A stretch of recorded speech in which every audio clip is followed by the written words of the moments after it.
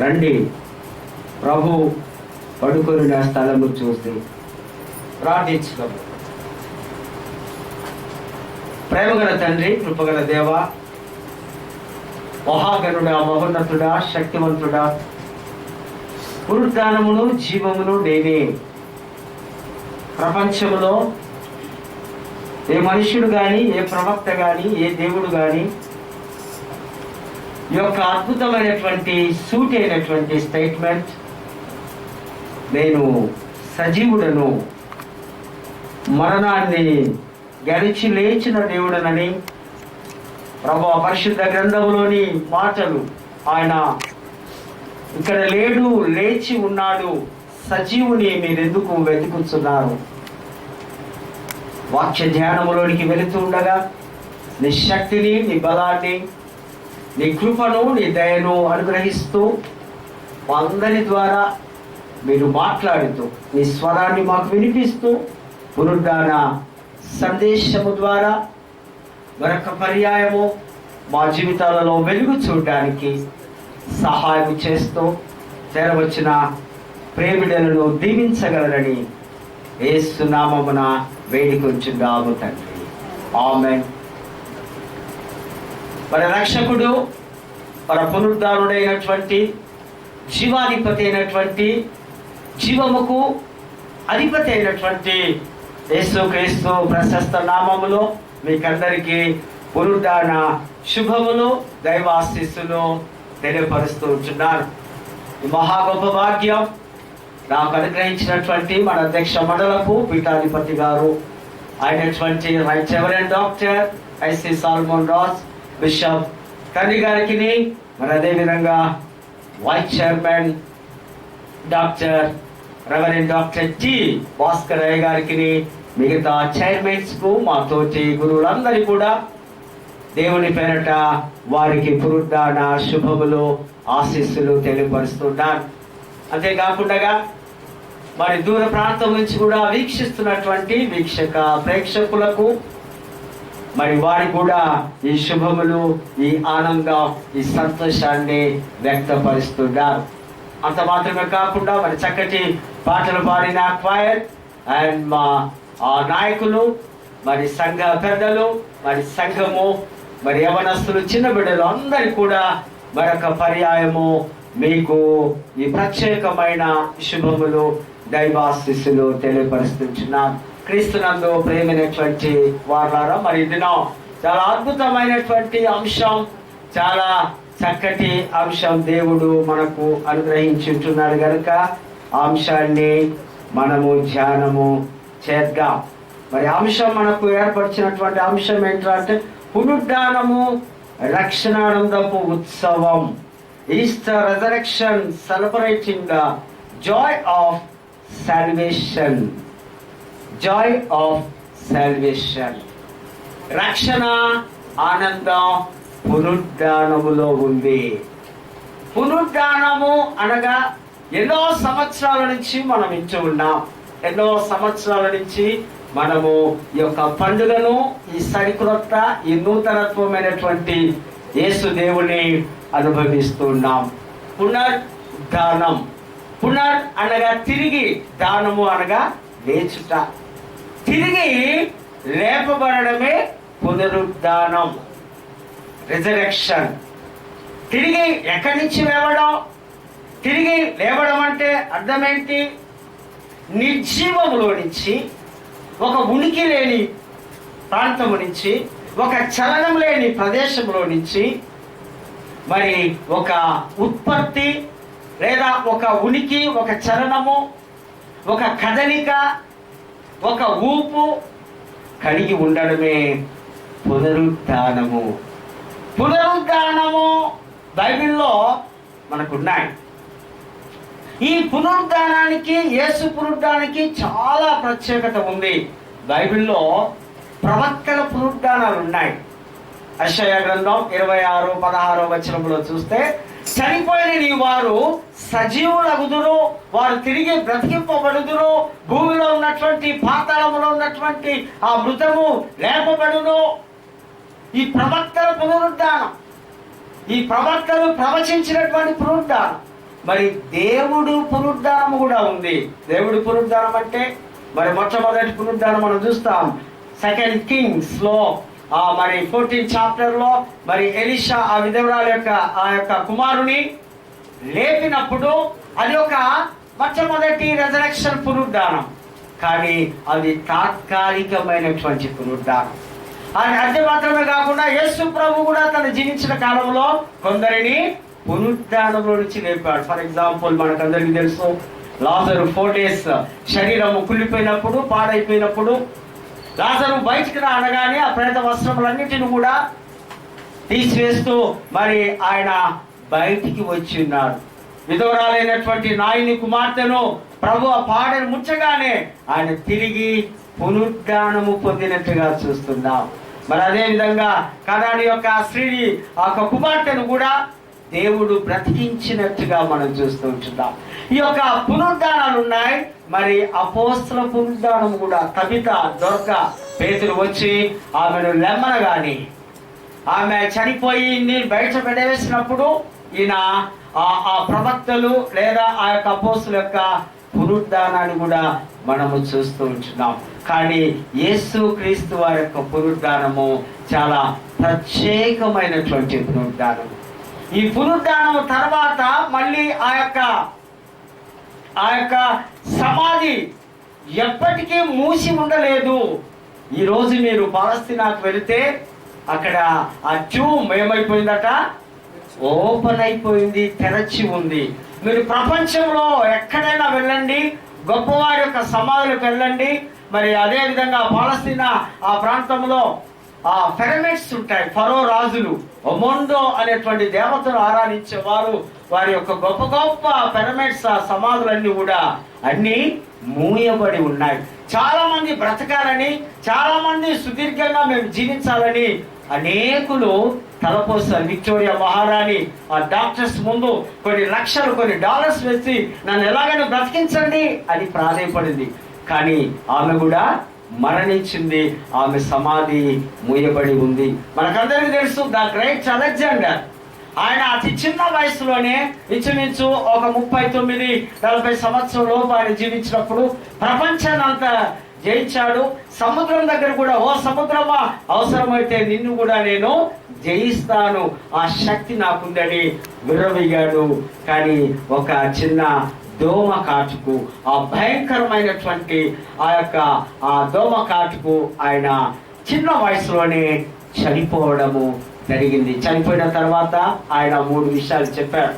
ఆ చనిపోయే ఆ మరణ పడకలో ఉన్నప్పుడు నేను ఏమి సాధించలేకపోయాను, ఇదిగో నా శవపేటికను నా డాక్టర్స్ వారు మోయాలి. ఎందుకంటే నాకు వైద్యం చేస్తున్నారు. ఆ దినాల్లో ఆ వైద్యం ఉండేవారు బడవాటి డాక్టర్స్ కాదు, కానీ ఆ యొక్క చెట్ల ఆకులతో ఎన్నో విధాలుగా వారు ప్రయత్నం చేసినప్పటికీ కూడా బ్రతకలేకపోతున్నా కనుక నా శవపేటికను వారే మోయాలి. తర్వాత నేను సంపాదించినటువంటి ఈ యొక్క లక్షలు లేదా కోట్లు, ఆ డాలర్స్, ఆ కాయిన్స్ దారి పొడుగున పరవండి లేదా ఆ వెదజల్లండి, నా డబ్బులంతా కూడా ఈ విధంగా చేయండి అక్కడ ఉన్నటువంటి వారి యొక్క అసిస్టెంట్స్ వారికి చెప్పడం జరిగింది. మరి 3వదిగా శవపేటికకు ఆ 2 బాక్స్కు 2 రంధ్రాలు చేయండి, నా 2 చేతిలో ఓపెన్ ఉండాలి. కారణం ఏంటంటే ఒట్టి చేతిలో వచ్చాను, ఒట్టి చేతులతో నేను వెళుతున్నాను. కానీ ఆయన గొప్పవాడే, ఎంతో జయించిన వాడే, కానీ ఆయన మరణాన్ని జయించలేకపోయాడు. ఆయన మరణం ఇప్పటికీ అక్కడ అలెగ్జాండ్రియా ప్రాంతంలో, ఆయన ఐగుప్తు ప్రాంతంలో ఆయన సమాధి ఉన్నట్టుగా మనము చూస్తుంటున్నాం. మనకందరికీ తెలుసు కదా, గ్రేట్ డాన్సర్ ఎవరు? ప్రపంచ డాన్సర్ మైకేల్ జాక్సన్. ఆయన ప్రత్యేకత ఏంటంటే ఈవెన్ వాటర్ తాగినా ల్యాబ్కు వెళ్ళాలి, భోజనం చేసినా ల్యాబ్కు వెళ్ళాలి. ఆయన చుట్టూ డాక్టర్స్ ఉన్నారు. ఆయన ఆశ ఏంటంటే 100 years అబో 110, 120, 30 సంవత్సరాలే బ్రతకాలని డాక్టర్స్ అందరినీ చుట్టూ పెట్టుకున్నాడు. మంచి భోజనం చేస్తున్నాడు, మంచి ఎక్సర్సైజ్ అన్నీ చేస్తున్నాడు. కానీ ఆయన అతి తక్కువ వయసులో 49-50 years లోపట ఆయన చనిపోవడం జరిగింది. కానీ మరణాన్ని ఎవరూ ఆపలేరు. మరణం ఎప్పటికీ నీడలాగా మన వెంట వస్తుంది. కానీ మరణాన్ని మాత్రం గెలిచి లేచినటువంటి దేవుడు ఒక యేసు క్రీస్తు వారిని ప్రపంచమంతా చాటి చెప్తుంది. మీరు ఎక్కడికి వెళ్ళినా, ఏ సమాధులు వెళ్ళినా, మరి మనకు తెలిసినటువంటి మన జాతిపిత మహాత్మా గాంధీ గారు కూడా ఉన్నారు కదా, ఢిల్లీలో ఉంటుంది, రాజ్కోట్ అనే ప్రాంతంలో ఆయన అక్కడ సమాధి ఉంది. మరి ప్రవక్తలు లేదా జ్ఞానులు అనబడ్డవారు, దేవులు అనబడ్డవారు, లేదా పుట్టపర్తి సాయిబాబా గారు అనంతపూర్లో ఆయన యొక్క ఆశ్రమంలోనే ఆయనను అక్కడే పూడ్చివేయడం జరిగింది. వారందరూ ఎంతో వెయిట్ చేస్తున్నాడు ఆయన తిరిగి లేస్తాడని. కానీ తిరిగి లేచే ప్రభు, తిరిగి లేచే గొప్ప వ్యక్తులు ప్రపంచంలో మనకెక్కడ ఎవరు కూడా కనిపించరు. అదేవిధంగా పుట్టపర్తి సాయిబాబా గారు కూడా మరి ఎక్కడో మన షిరిడి సాయిబాబా గారు కూడా ఏ ఒక్కరు కూడా మరణాన్ని గెలిచి లేచినట్టుగా దేవుని వాక్యము సెలవిస్తుంది. Christmas is the gift of Jesus, but Easter is the gift of eternal life. Christmas అనే ఆ యొక్క పండుగ, ఆ పండుగ దినమందు దేవుడు యేసు ప్రభువును మనకు ఒక బహుమానంగా పంపించున్నాడు. కానీ ఈ ఈస్టర్ పండుగ నాడు దేవుడి యొక్క బహుమానం ఏంట్రా అంటే నిత్య జీవానికి మనలను తీసుకొని వెళతాడు. ఈస్టర్లో ఉన్నటువంటి ప్రత్యేకత, ఈస్టర్లో ఉన్నటువంటి ఒక స్పెషల్ ఏంట్రా అంటే నిన్ను నన్ను దేవుడు ఎక్కడికి తీసుకెళ్తాడట?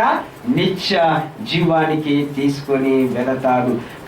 ఈ ఈస్టర్ క్రైస్తవ లోకానికి ఒక పునాది వంటిది, లేదా క్రైస్తవ ఆ యొక్క ప్రపంచ వ్యాప్తంగా అందరికీ ఈ ఈస్టరు అన్న ఈ మాట, లేదా పునరుద్ధానం అనే ఈ మాట వారికి ఒక వెన్నెముక లాంటిది, పునాటి లాంటిది, ఊపిరి లాంటిదని పెద్దలు సెలవిస్తూ ఉంటున్నారు.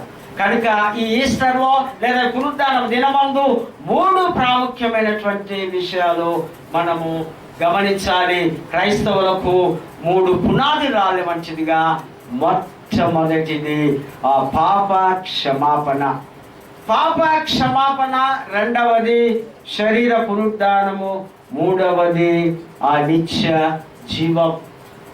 పాప క్షమాపణ, దేవుడితో నీవు కలిసి, దేవా ఇదిగో నేను పాపిని, నన్ను క్షమించు, నేను నీ దైవత్వంలోనికి మార్చబడుతున్నాను, నేను రూపాంతరము చెందుతూ ఉన్నాను, నా పాపాన్ని విడిచి నేను పరిశుద్ధుడిగా మార్చబడాలని ఇష్టపడుతున్నాను, కనుక నన్ను మార్చుకోవాలి. నీవు పాప పశ్చాత్తాపము పొందాలి. నెంబర్ 1.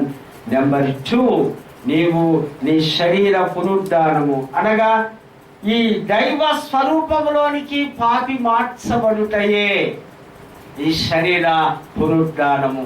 దేవుని యొక్క ఆ శరీరంలోనికి, దేవుని యొక్క పునరుద్ధానంలోనికి, సరికొత్త నూతన జీవితంలోనికి ఈ మానవులమైనటువంటి మనం ఈ పాప ఈ శరీర స్వభావముని విడిచిపెట్టి దైవ స్వరూపంలోనికి మార్చబడడం. మరి మూడవది నిత్య జీవం, అంటే పరిశుద్ధులతో, దేవదూతలతో, యేసుతో, దేవునితో ప్రతి నిత్యము మనము నిత్య జీవములో, మరి పరలోక రాజ్యములో, మహిమ రాజ్యములో మరి జీవించడానికి ఈ 3 పునాదిరాలుగా దేవుడు మనకు తెలియపరుస్తూ ఉంటున్నాడు.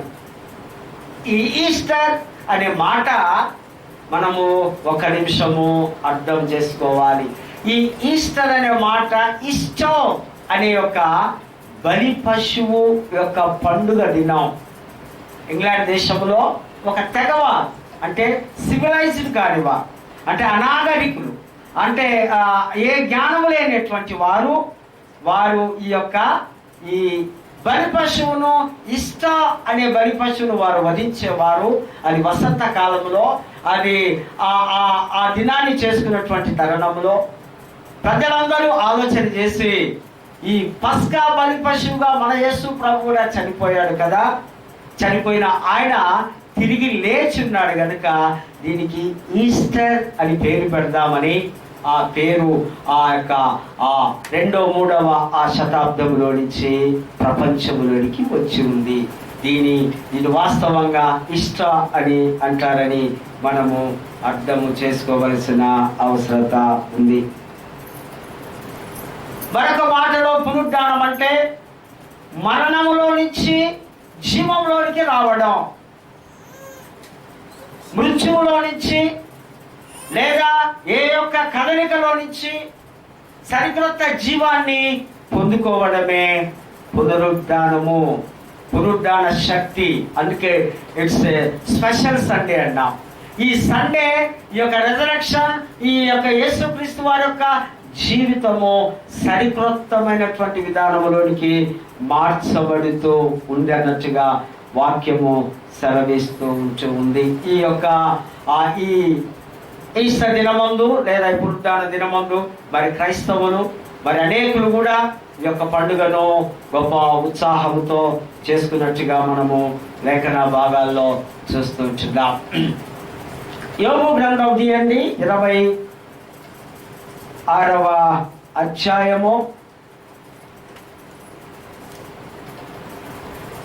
యోబు గ్రంథం 19వ అధ్యాయము 25వ వచనం.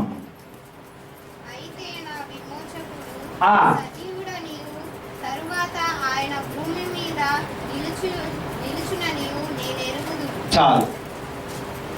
యోబు ఇక్కడ ఒక ప్రవక్త లాగా, యోబుకు మరి యేసుక్రీస్తుకు చాలా సంవత్సరాల గ్యాప్ ఉంది. ఇంచుమించు 2000 సంవత్సరాల ముందు ఈ మాటను రాస్తూ ఉన్నారు. నా విమోచకుడు సజీవుడని నేను ఎరుగుదును. విమోచకుడు, విమోచకుడు అంటే విడిపించేవాడు పాపం నుంచి, శాపం నుంచి, మరి చెడు ప్రవర్తన నుంచి, చెడు ఆలోచన నుంచి దేవుడు విడిపిస్తాడు. దీని హిబ్రూ భాషలో గోయల్, గోయల్ అంటే విమోచకుడు. యేసుక్రీస్తు యొక్క రక్తము ప్రతి పాపం నుండి మనలను విడిపించును. ఈయన ప్రవక్త అంటున్నాడు యోబు, ఆయన నా విమోచకుడు. నేను ఏ పాపంలో ఏ శాపంలో అయితే కట్టబడి ఉన్నానో, బంధించబడి ఉన్నానో, విడుదల లేకుండా ఉన్నానో వాటి నుంచి నన్ను విడిపించేవాడు నా విమోచకుడు, నా గోయల్ అంటున్నాడు. మరి రెండవదిగా సజీవుడు. సజీవుడు అంటే నిరంతరం జీవించేవాడు, ఆయన ఒక జీవి. అందుకే అంటాడు ప్రకటన గ్రంథం 1వ అధ్యాయము 19వ వచనములో, ఇదిగో చదవండి ఆ మాట, నేను ఆదియు అంతము నేనే, మొదటి వాడను కడపటి వాడను నేనే, వృద్ధుడనైతిని గాని యుగ యుగములు జీవించువాడను నేనే. రెవల్యూషన్ చాప్టర్ 1:19 verses 19 verses 18 చదువుతారా? నేను మొదటి వాడను కడపటి వాడను జీవించువాడను వృద్ధుడనైతిని గాని ఇదిగో యుగ యుగములు సజీవుడనై ఉన్నాను. చాలు, యుగ యుగములు నేను సజీవుడను. అందుకే మోషే భక్తుడు కూడా రాస్తాడు కదా 90 కీర్తనలో, యుగ యుగములు తరతరములు నీవే దేవుడవు, నరులారా తిరిగి రండి, నా స్థలం, నా అద్భుతమైన ప్రదేశంలో మీరందరూ రావాలి, నేనున్న స్థలంలోనికి మీరు రావాలి. యుగ యుగములు తరతరములు నేనే దేవుడను. ఇక్కడ అదే ఉంటున్నాడు, నేను ఆది మొదటి వాడను, అల్ఫా ఒమేగా, మొదటి వాడను చివరి వాడను, యుగ యుగములు జీవించి వాడను, సజీవుడైన వాడను, జీవాత్మను పెంపొందించే వాడను. జీవ కణములన్నీ నాలో ఉన్నాయి, ప్రతి జీవికి ఇచ్చేవాడిని, ఆత్మనిచ్చేవాడిని నేను. కనుక నేను సజీవుడను. ఆత్మకు మరణం ఉంటుందా? శరీరానికి మరణం ఉంది కానీ ఆత్మకు మరణము లేదు. కనుకనే మనకు 2 పునరుద్ధానాలు ఉన్నాయి కదా. ఒకటి మేలు పునరుద్ధానం, మరొకటి కీడు పునరుద్ధానం. మేలు పునరుద్ధానం అంటే ఆ యేసుక్రీస్తులో జీవించిన వారు, యేసుక్రీస్తులో బ్రతికిన వారు, యేసుక్రీస్తును విశ్వసించిన వారు, యేసులో తన జీవితాలు మలుచుకున్న వారు, వారందరూ కూడా మేలు పునరుద్ధానములోనికి డైరెక్ట్గా ప్రభు వచ్చినప్పుడు వారు ఎత్తబడే సంఘములో ఉంటారు. కీడు పునరుద్ధానం అంటే ఆ యొక్క తీర్పు పునరుద్ధానము. ప్రతి ఒక్కరికి తీర్పు ఉంది. మరి ఆ తీర్పు పునరుద్ధానంలో మరి మన ప్రవర్తనలు మనం సరిగా లేని పక్షంలో మరి ప్రభు మరి నరకానికి పంపిస్తున్నట్టుగా మనము లేఖన భాగాల్లో మనం చూస్తూ ఉంటున్నాం. మరి మూడవదిగా నేను ఎరుగుదును, నాకు తెలుసు. ఎట్లా తెలుసు? ఆయనకు చాలా గ్యాప్ ఉంది. అసలు ఆ కాలంలో యేసు లేడు. ఎట్లా తెలుసు అంటే తండ్రి, కుమార, పరిశుద్ధాత్మ త్రియేక దేవుడు యేసు ఆయన ఆదియందు నాకు తెలియకుండగా ప్రపంచము సృష్టి ఏది కలగలేదు. సృష్టిలో కార్యక్రమంలో నేను ఒక భాగమై ఉన్నాను. తండ్రి నేను ఏకమై ఉన్నాము. తండ్రి అయిన దేవుడు యోబుకు తెలుసు కనుక, కుమారుడైన దేవుడు యోబుకు తెలుసు కనుక నేను ఎరుగుదును. ఎట్లా ఎరుగుతాడో తెలుసా? ఆయన మహిమ రాజ్యములో తిరిగి వస్తాడు కనుక నేను ఎరుగుదును అని లేఖన భాగాల్లో మనం చూస్తున్నాం. యోబు యొక్క సాక్ష్యం ఇచ్చుదారా? నా విమోచకుడు సజీవుడు అని నేను ఎరుగుదును. మన విమోచకుడు యేసు క్రీస్తు వారు మనల్ని విడిపించడానికి, మనం తప్పించడానికి, మనల్ని ఆ నరకంలో నుంచి బయటికి లాగి వెలబెట్టి సైతాను చేతిలో నుంచి కొని మనలను దేవుడు పరిశుద్ధులుగా మార్చున్నాడు కనుక మరి యేసు క్రీస్తుని దినం ప్రపంచమంతా కూడా ఎక్కడెక్కడ ప్రతి దేశాల్లో కూడా ఈ యొక్క గ్రేట్ సెలబ్రేషన్స్, ఈ ప్రత్యేకమైన ఈ పునరుద్ధాన ఆదివారాన్ని ప్రపంచమంతా చేసుకుంటూ ఉన్నారు. చదవబడిన లేఖన భాగాల్లో మనం చూస్తే కీర్తనలు చూడండి. కీర్తనలో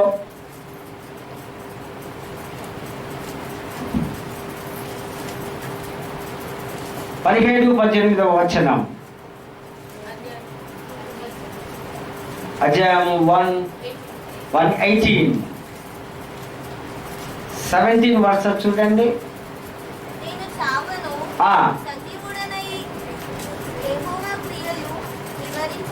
చాలు. నేను చావను, నేను సజీవుడను. ఎన్నో సంవత్సరాల ముందు ఒక ప్రవక్తలాగా భక్తుడు రాస్తూ ఉన్నాడు. ఎవరి కొరకు అంటే యేసు క్రీస్తుని గురించి యొక్క వాగ్దానం, యేసు క్రీస్తుని గురించి యొక్క ప్రవచనం. 18 వర్షం చదవండి.